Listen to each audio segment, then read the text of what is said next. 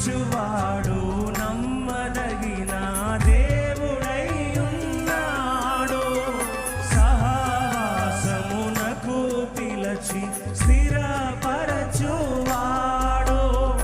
నమ్మకముగా ప్రేమించి నిన్నే సేవింతుము.